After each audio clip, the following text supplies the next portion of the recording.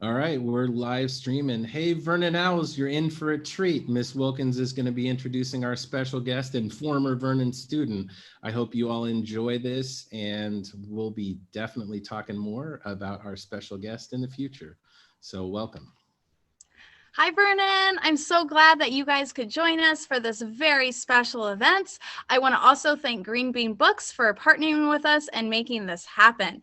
I know you guys are all super excited to hear Renee Watson. She is so excited as well to talk to all of you guys. All right. And we're very honored to have her. So let's give a clap to Renee Watson and we'll turn it over to her. Good afternoon, everyone. It is such an honor to be speaking with you all today. I grew up in Portland, Oregon, and I went to Vernon Elementary School. So I am loving the fact that I get to be with you all today and share a little bit about my writing. I write a lot about Portland. I place characters in Oregon often in my books. And so I am going to talk about my latest book, Ways to Make Sunshine, which takes place in Northeast Portland, and the main character goes to a school called Vernon. And so we're going to talk a little bit about Ryan Hart. But first, I just thought I would introduce myself to you through a poem. This is a poem called Where I'm From. I'm made up of East Coast hip hop and island tradition. I'm from Baptist hymns and secular jigs, tambourine playing, late night staying at the church house or my friend's house or their friend's house on the weekends.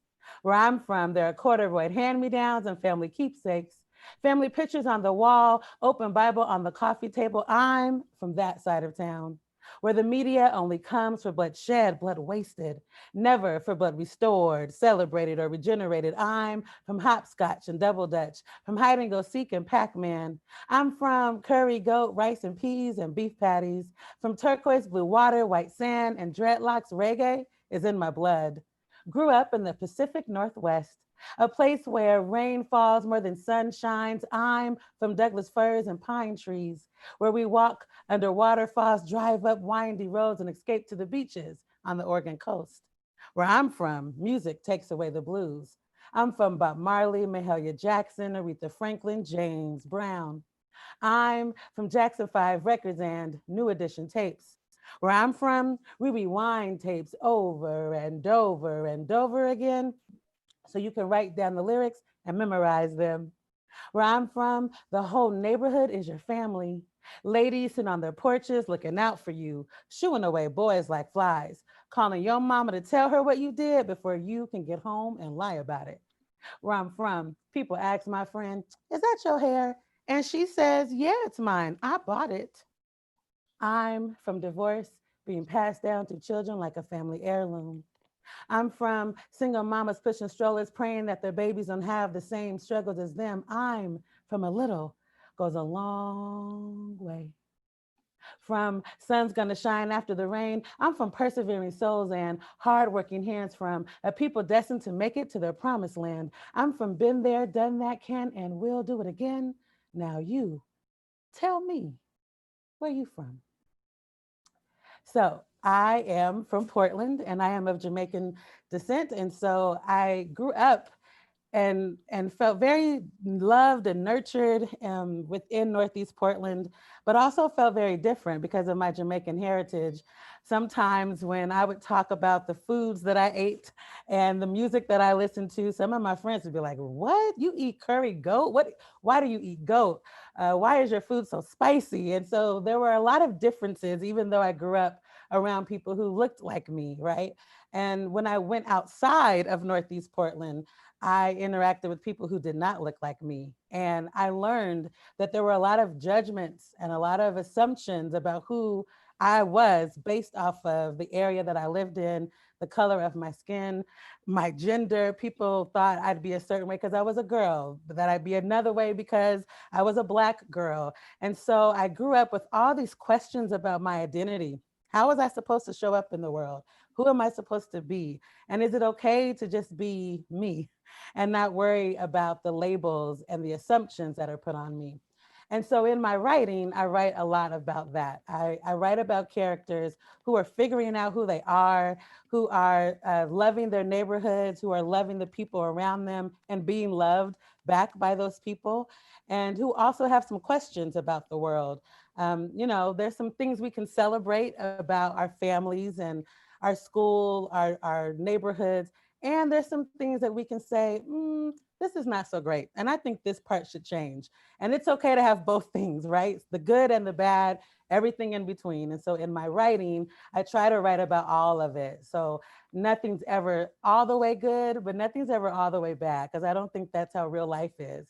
And I write realistic fiction. So I want to make sure I'm reflecting kind of what's really happening in life. So that brings me to Ways to Make Sunshine. A character, her name is Ryan, and her name means king, which also means leader. So her parents are always telling her, we want you to be who we named you to be. We want you to be a leader. We want you to be thoughtful and kind, and caring to your friends. And sometimes she's able to kind of rise to that occasion. And then other times, not so much. It's hard to always be her best self, right? So she's good at so many things. She's good at cooking. She's a good friend. She's good at listening, but she's also super competitive, and she gets very jealous of her friends. Um, and she can be a little shy and afraid to try new things. So she's kind of trying to figure out, how do I show up and be the leader I'm supposed to be every day, all the time? How can I be my best self? And when she makes a mistake, what should she do? How does she apologize? How does she do better the next time? So I'm going to read a scene from Ways to Make Sunshine. And then I have some great questions that are going to help me tell you more about who I am and where I'm from. So this is a scene from the book. And what you need to know is that there is a substitute teacher today, and Ryan is a little annoyed with the substitute teacher because she keeps thinking that Ryan can't do certain things because she's a girl. And Ryan is like not having it. Just because she's a girl, she still is strong and brave and can do whatever the boys are doing. So she's trying to prove a point to the teacher. And she's also trying to prove a point to Brandon, who is a little mean sometimes and was just teasing Ryan about her name because he tells her she has a boy's name. And she says, no, I don't. I have my name. So this happens outside during recess. When it's time to go outside for recess, Brandon, Marcus, and the boy with glasses, who I never really talked to, are splashing around in the puddles and stomping in mud. Then they race each other up the monkey bars. I walk over to join in on the climbing, but before I can get there, the substitute teacher says to me, why don't you go over there, sweetheart? And points to the swings and slide. I'd rather stay here, pretending to climb a mountain. So I say, no, thank you, and keep walking to the monkey bars. The substitute teacher follows me, and that's when I realized that it wasn't a suggestion or question, it was a demand. I really think it'd be safer if you stay off the monkey bars. Besides, you and Brandon might need a break from each other. I'll stay out of Brandon's way, I say. And I don't think it's dangerous. I play on them all the time. I bet I can even climb faster than all those boys. Just then, Brandon shouts out, you can't beat me. And he jumps down, showing off. I bet you a pack of green apple Jolly Ranchers that you can't beat me. Let's race, he says. Race? Yeah. The last one to that pole has to buy the winner candy. He points to the tetherball pole across the playground. I think about it. There's a small crowd forming, and now I feel like I have to say yes. Like I have to prove to the substitute teacher that I can play whatever I want with whoever I want. I don't like Jolly Ranchers, I tell Brandon. When I win, you have to buy me a Twix. I look over at Kiki, one of my best friends. She smiles and gives us our countdown. On your mark, get set, go. I hear our friends all cheering, but mostly I hear the sound of my breath huffing and puffing in, out, in, out. My feet slap the pavement and I run as fast as I can. Brandon is beating me, but not by much. I move my arms through the air, forcing myself to go faster. I catch up, and then, just like I knew I could, I start running faster than Brandon by a lot. I am winning. I am winning. The pole is close, and if I stretch my arm out far enough, I'll reach it. I run a few more steps, and then when I go to put my right foot down, something happens. My right foot doesn't touch the pavement the way a running foot usually touches the pavement. Instead, it stumbles and hiccups its way to the cold ground. I have fallen. Blood is trickling out of my knee, and there's a stinging and pounding feeling all throughout my leg. Instead of stopping the race and seeing if I'm okay, Brandon runs right past me, tags the pole, and says, "Yes, beat you. You owe me a pack of Jolly Ranchers." "No fair," Kiki yells. "She was at the pole first. It's not her fault her shoes are untied." I didn't even realize that that's what happened. My shoe is untied. I tripped over my shoelace. "Don't be a sore loser," Brandon says. He's right, I tell Kiki. I never touched the pole. On the way home from school, I ask my brother, "Do you have $2?" He answers, "Why?" And this means he has $2. He's just not sure if he wants to give them to me. "What happened to your jeans?" Ray asks, looking at the hole. "It's a long story," I tell him. I hold out my hand. "I'll pay you back." He gives me $2, and when we get to the corner store, I go straight to the candy aisle, buy a pack of green apple Jolly Ranchers for Brandon and a Twix for me. So that is a scene from Ways to Make Sunshine where Ryan's competitiveness gets the best of her in that moment. And her and Brandon have a couple of more run-ins throughout the book. So I am going to go into questions now, which is my favorite part of doing author visits and getting to talk with young people is finding out what you all want to know. And so I love this first question because it's very unique to this situation, right? I don't often get asked what was my life like at Vernon Elementary School because no one knows that I went there when I'm doing visits at other schools. So this is special to be talking to you because I went to school at Vernon. And so one of the questions is, what was it like to attend Vernon? And I have to say, it was really fun. I loved being in elementary school at Vernon.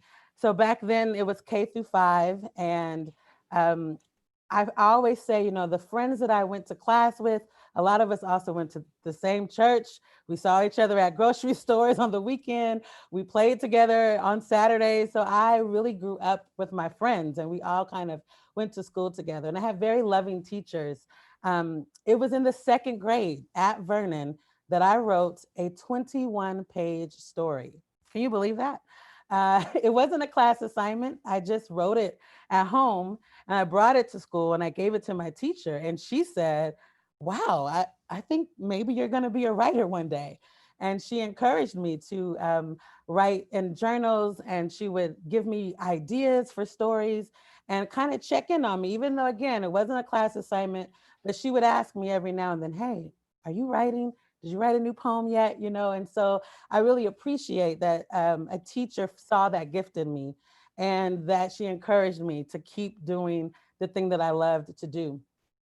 By the time I was in the 5th grade at Vernon, um, I had another teacher who encouraged me not just to write for entertainment. So up until that point, I liked to write scary stories. I liked to write really funny stories that would get people laughing, right? I just wanted to see if I can make you feel something.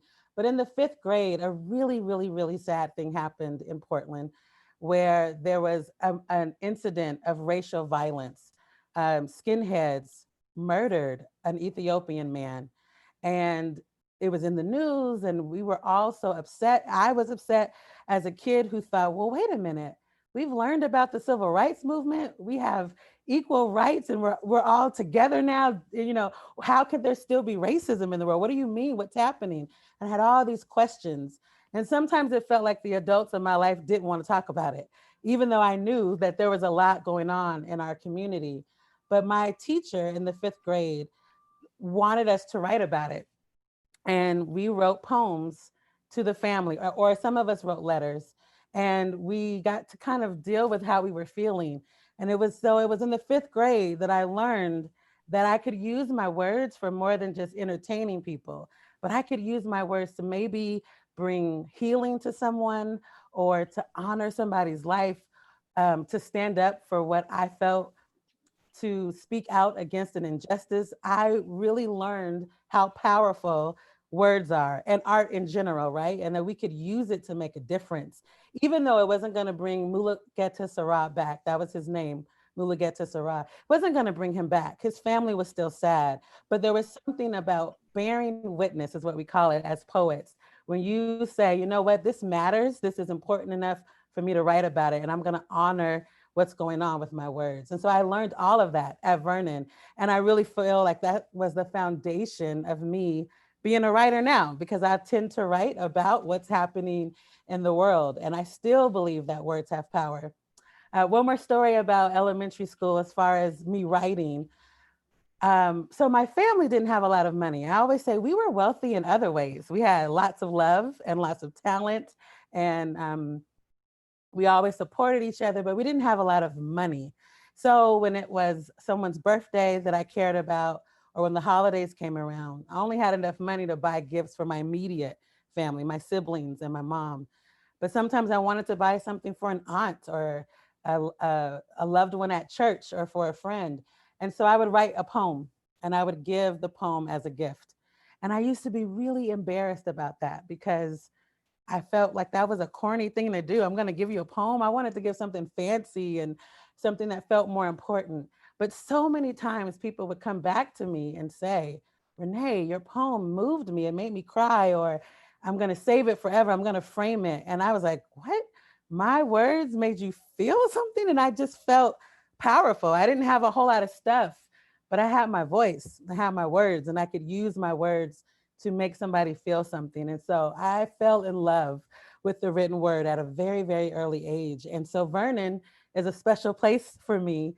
And it's a part of my story forever. Anytime I'm out in the world talking about writing, I always mention that it started in Portland, Oregon at Vernon Elementary School, because that is where I had nurturing teachers who kind of, I say, fanned the flame. There was this little spark, and they fanned it, and it got bigger and bigger and bigger. And of course, it grew, and there were many other teachers through high school. I went to Jefferson High School, go Demos, and had lots of teachers there who also fanned that flame too.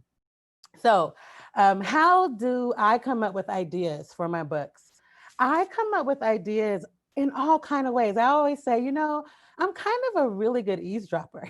So I listen in on people's conversations, and sometimes someone will say something. I'm like, "Ooh, that would be a good. That makes a good story. That makes a good piece of dialogue." I watch the news and I get ideas from what's happening in the world.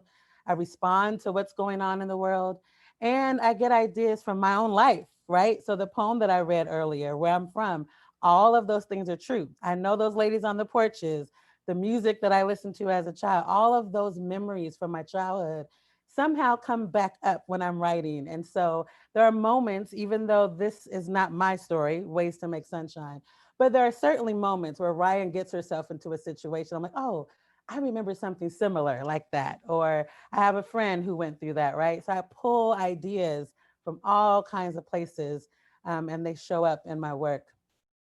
Another reason why I write, the next question is, why do you write? So I write for so many reasons, but one reason is because I want to make sure young people who first come from Portland see yourselves on the page in a book. I think that's so important. I live in New York now. I split my time between Oregon and New York, and there's a lot of stories, a lot of movies, a lot of plays that happen in New York City. And I want to make sure that people understand there's life going on in other places too. And I love New York, but they get a lot of attention, right? And so it's important for me to make sure that people know what's going on in the Pacific Northwest, and that they know that there are people of color in the Pacific Northwest, because a lot of times our stories are erased. I write so that girls who look like this can be on the cover. Because when I was younger, there were not a lot of books with girls who looked like Ryan on the cover. I love, and still do, the Ramona series. I don't know if you all know that series, you should. And when I was a child, I loved reading about this girl who grew up on Clickitat Street. And I knew the park that they were referencing and the library that they were talking about. But I wanted to see some brown people in that series, right? And so when I wrote the story about a little girl growing up in Portland, a lot of what I was thinking about is to have this book be in conversation with the Ramona series and let this rambunctious Black girl get to have a story of her own as well. So those are some of the reasons why I write and why I wrote that particular book. Um, what made me want to become an author? So I think, like I said, all the reasons. Words have power. I want to see brown girls on books. I want Portland to be represented in literature. Um, I did not know that I could be an author. I knew that I would always be a writer. So I always wrote in my journal. I always, wrote and shared my poems and performed in the community. But I didn't know that I could make a living as a writer. It just wasn't something that was encouraged to on like career day. There were no authors coming to school saying you can be a writer. So I didn't know that I could do it professionally, but I've always been a writer in my heart. And so I want to encourage any of you who are artists of any form, a visual artist, maybe you dance, you write songs or lyrics, you rap, or you're a poet. Yes, you're not published right now, maybe, but you are the thing that you do. You are the thing that you're making, right? So you are an artist. Your art might not be in a gallery, but you are an artist. So treat yourself as that. I've always taken myself seriously as a writer, and I'm very thankful that I get to do the thing that I love to do and make a living off of it. So yeah, I didn't know that I could do it. It wasn't until maybe college that I started really thinking about, I'm going to study this. I'm going to be serious about it and treat it like it's not just a hobby, but treat it as my main thing. So that didn't happen until I was much older. I love this question. My teacher, Miss Bruce, shout out to Miss Bruce, said when she was young, a male teacher told her, women can't be good at math. What do you think girls can do to rise above that? Sometimes people just say such mean things, right? And things that are not true. And we internalize that, meaning we really take in what people say to us. And a lot of times the negative voices are louder than all the positive things we hear. We really stick to the negative thing that somebody says. I think one thing you can do is to remind yourself who you are, who you really are. Now, people think you are, not what maybe the news says about people like you, but who do you say you are? And then you be that person, not to prove anybody wrong, but to be your best self. So you don't have to argue. You don't have to, when you do good, then go back and say, see, I told you I could do it. You don't have to do all that. Just be who you are, be your best self and show up. And sometimes that means you will make mistakes. And sometimes it means you're not going to do so great. But if you are trying your best, that is what's good enough. Um, One of my favorite writers, her name is Toni Morrison, and she says, you are your best thing. You are your best thing. And Maya Angelou said, you alone are enough. And what they're saying is, you have within you everything it's going to take for you to overcome obstacles, to um, accomplish your dreams and your goals. And so you don't have to look for other people to tell you that you're good at something. You show up for yourself. And I think that for me has taught me not to look for other people to validate me. And I don't need them to call me smart or call me good or pat me on the back. It's nice, right? You do like compliments, but sometimes you just have to know within yourself that you're enough, and that uh, all these stereotypes about who you should be as a girl or who you should be as a boy, those things don't matter. What matters is who you really are on the inside. So I would hold on to that if you can. And find some friends who are going to encourage you. For all the people who say something negative to you, you should have people in your life who are speaking good things into you, and hold on to those people. Let's see. What can young girls do to become better readers and writers during the pandemic? Uh, I always say, and this is for everybody, maybe not just girls, good writers need to be good readers. And reading is a form of listening. So, really, to be a good writer, you have to be a good listener. Do a lot less talking and a lot more listening. And so, if you read a book and you love it, You should read it again and find out, what did this author do to make me want to keep turning the page? Like, why do I love this book so much?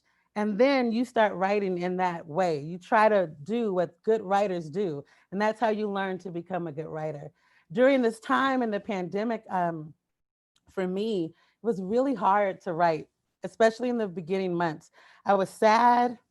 I was scared. I was worried about my loved ones.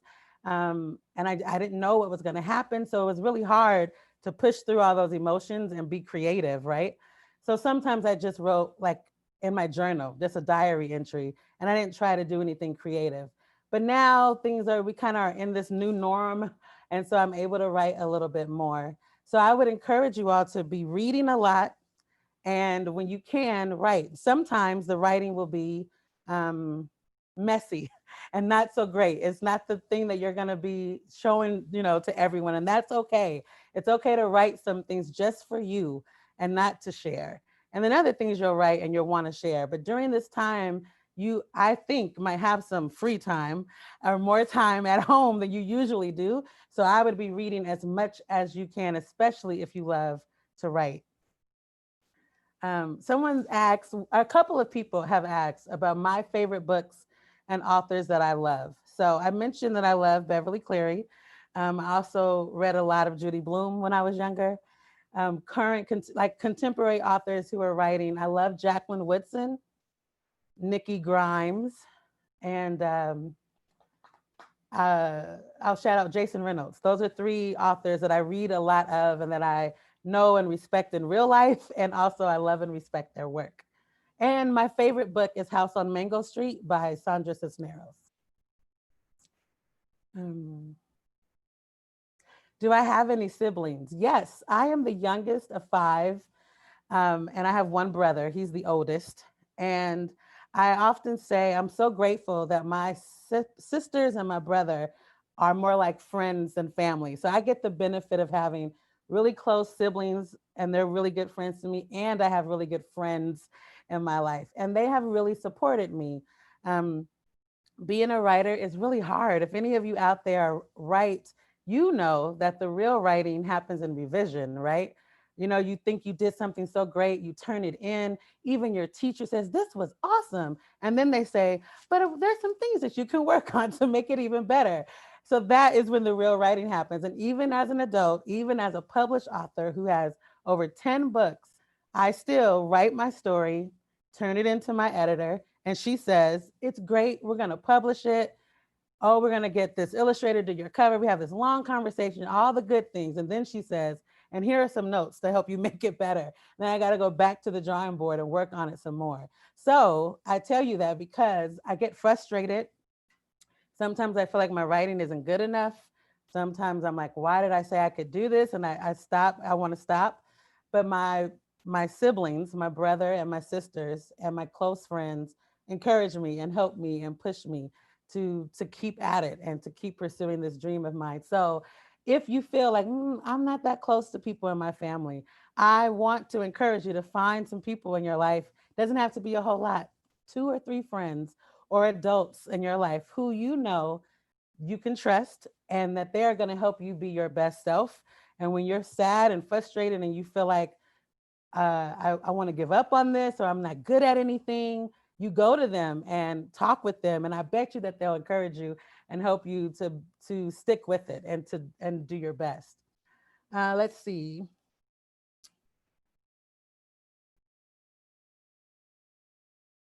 What are challenges that I faced to become a writer? So I think my biggest challenge, honestly, was being afraid that I could actually do it. Sometimes we want to do the safe thing that we know is going to work, right? Because who wants to fail? Who wants to try something and then not do a good job? It's really hard to put your work out in the world. What if no one wants to read it? What if they read it and they don't like it? There's all this fear around, can I really do this for real, for real? And so I had to get out of my own way. I had to believe in myself that I could really do this and trust that somebody was going to like the book, that the book would find the right person, and that I didn't have to write maybe what people think it's popular, right? But I could write the stories from my heart. I could tell the stories about this place called Portland, Oregon, and I could write about kids growing up there, and that someone would find those stories and love them. And so, yeah, I had to trust myself and get over my own fear of not being of thinking that I couldn't do the thing that I wanted to do, because no one in my life um, is an author. In my person now, I know authors, but when I decided to become one, I didn't know anyone who was doing this. And sometimes it's hard to become what you can't see, right? If you don't have a mirror to look into, it's hard to know if your face is clean. It's hard to put on the lipstick if you can't see in the mirror what you're doing, right? So it's important to have what we say this a lot in children's literature, windows and mirrors, right? It's important for us to have mirrors to look into so we can see ourselves. And so that's why I'm so grateful for your school and for the bookstore who said, you know what, we want you to come talk to Vernon students, because hopefully I'm a mirror to some of you where you can see, oh, she grew up where I grew up, and she's doing something that she wanted to do. Maybe I can too. So even if you don't want to be a writer, whatever the thing is that you want to do, however it is that you want to use your voice, I hope that in me, you see a person who came from a place where there was some poverty, some hardship, lots of love, lots of support from teachers and adults in my life, um, and a big, big, big dream that kind of felt impossible, but that somehow made it work. And so I don't know what your big, big, big dream is. And it can even feel small to you compared to other people's dreams, and that's okay. It can start off really small, right? But I want to encourage you to be your best self and to go after the things that you want to go after. And I'm going to close by saying, you know, I talked a lot about your voice, my voice, and feeling like it has power, and that I think words have power, and I want to use my voice to do something in the world. And right now, a lot of conversation is happening about standing up for what's right and fighting against injustice. And that is so important. But it's also important to stand up for people in your own personal life, right? The best way to be an activist, the best way to show up in the world is to show up for the people in your immediate community. It's kind of easy to make the bigger speech around people you don't know. It's easy to volunteer and work with strangers, right? Because they don't really know you. But it's kind of hard to be nice to your brother who might get on your nerves, or to listen to your parents, or to be kind to your neighbor, or check on the elderly person who lives next door, right? So I am trying to be better at loving the people in my immediate life who I see all the time, talk to all the time. I think that's a way to start practicing activism, and to start practicing empathy and practicing love. And it's one way to make sunshine. Ryan in Ways to Make Sunshine is figuring out, well, do I have to be a leader only when I'm on stage making a speech? How do I show up and be a leader in my everyday life, when I'm playing with my brother, when I'm on the playground, when my parents want me to do something that I don't want to do? How can I still make sunshine and make the best of those circumstances? And so I want to encourage you to do that too. And I want to say thank you so much for having me today. I'm going to turn it back over to your principal. And I cannot wait to get to come back to Portland, hopefully soon-ish. And when I do, I would love to stop by Vernon and say hi to you all in person. So have a good rest of the day. Thank you. Thank you so much, Renee. We appreciate you joining us today. It was fabulous hearing about your own experiences at Vernon, and I know you definitely were a mirror for many Vernon students today, so we appreciate your taking the time. Ms. Wilkins, I know you wanted to say something to end.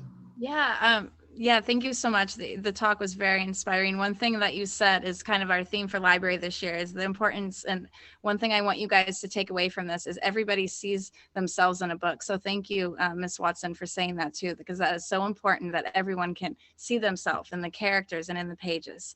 And that's what I want for you guys as well. All right, so we're going to have a fantastic year in library, and we're going to keep on reading. Thanks so much. Have a great day. Thank you.